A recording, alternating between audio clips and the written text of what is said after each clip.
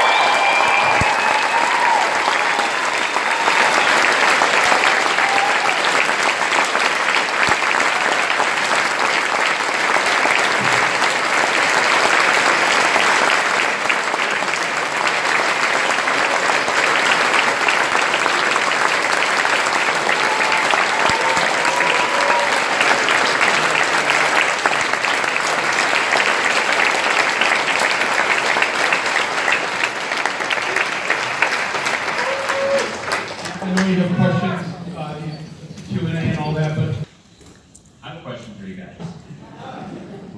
Who's ready to save America?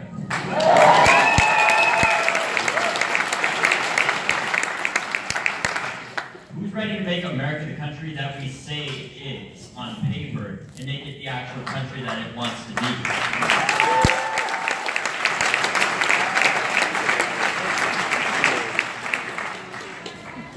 I think the most important thing to realize, however, is the problems that we face as a country.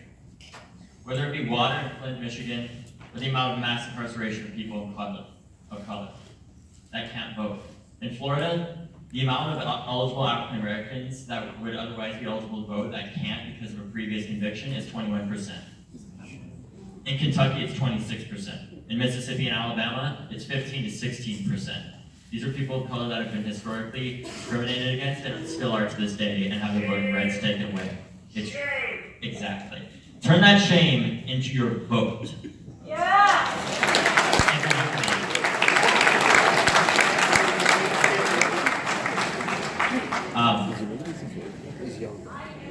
I think Canadians can donate to political campaigns in the United States. They can. Vote here.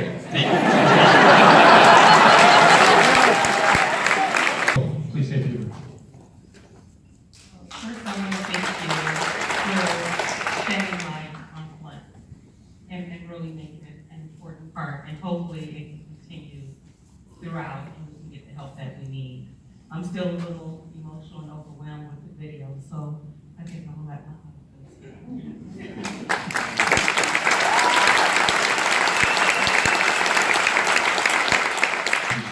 We truly thank Michael Warren for all of his work that he do and continue to shine light on serious problems. I commend my wife who, after she agreed that she would not falsify information, they gave her two choices: resign or get fired, because as they said, she wasn't a team player. So she's always been a team player, she just wasn't on their team.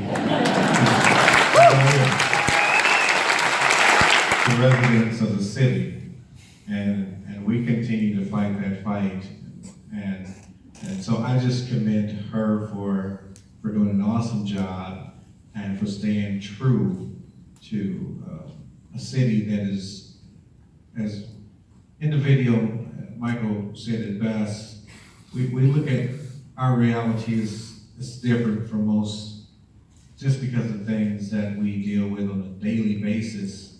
So sometimes our reality is a little bit different there. But in the midst of that reality, and you can be true and still believe in change, that's an awesome thing. And my wife believed in change, so I commend her for that.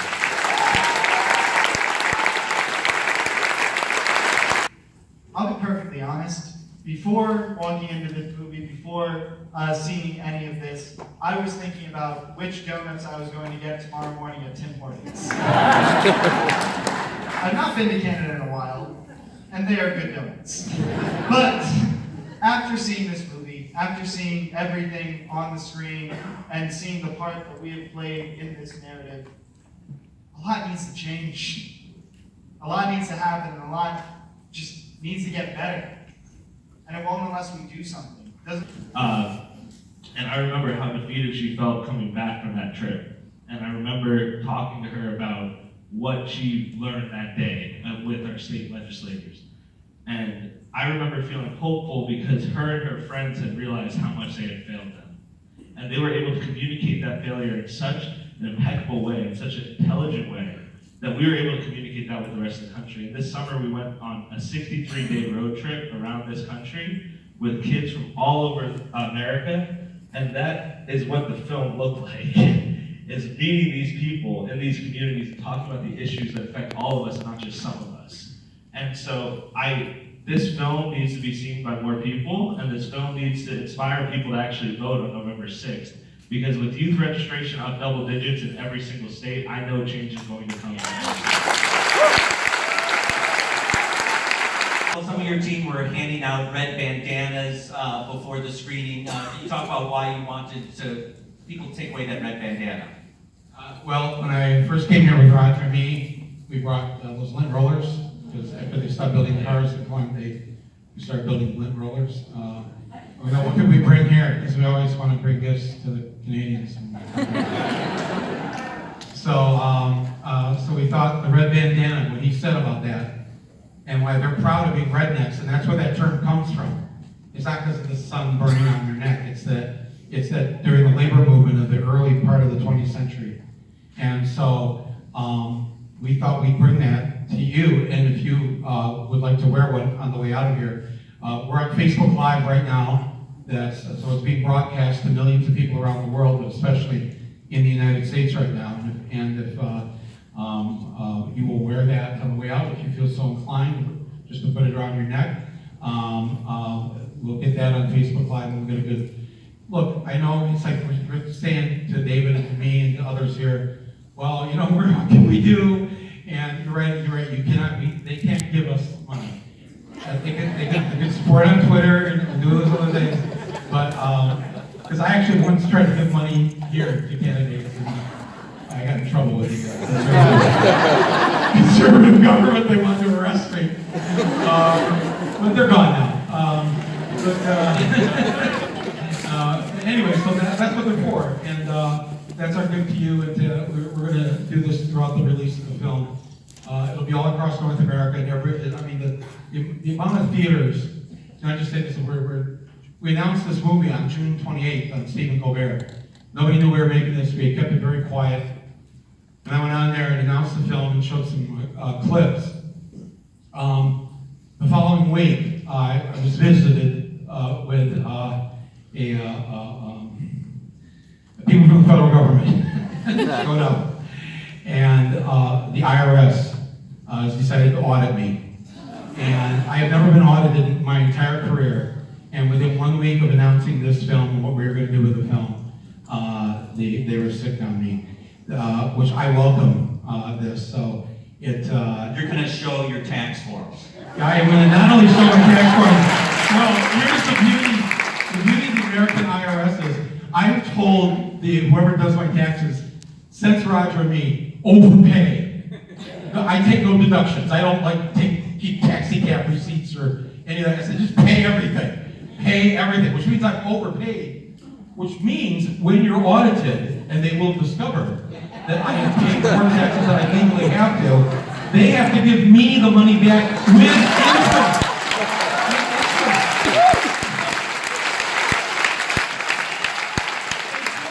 I've never never been audited, because I think they checked and they saw, oh shit, we're gonna have to write him a check? We're not fucking auditing him, so. But you know, Trump is so small and so narrow-minded. A woman was making more than him on NBC. That's all it took for him to go, well,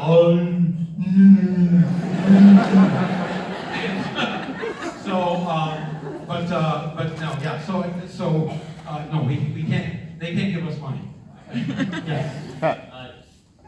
This question is to the IRS, if you're watching on Facebook, why aren't you auditing the President of the United States?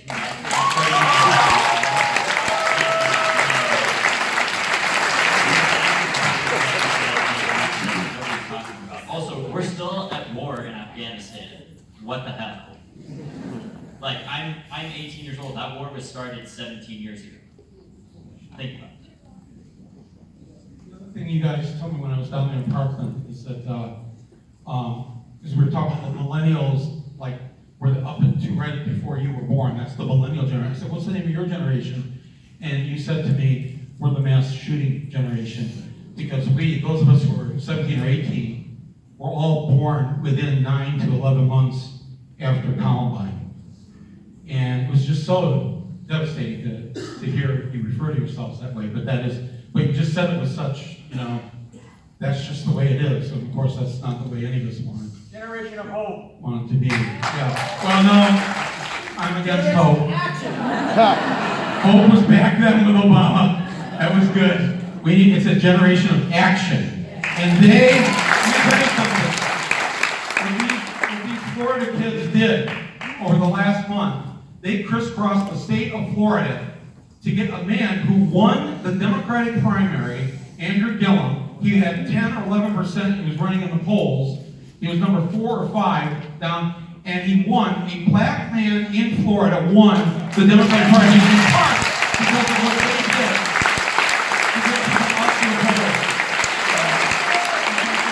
September 21st and across America that month. Michael Moore, thank you very much again for being back.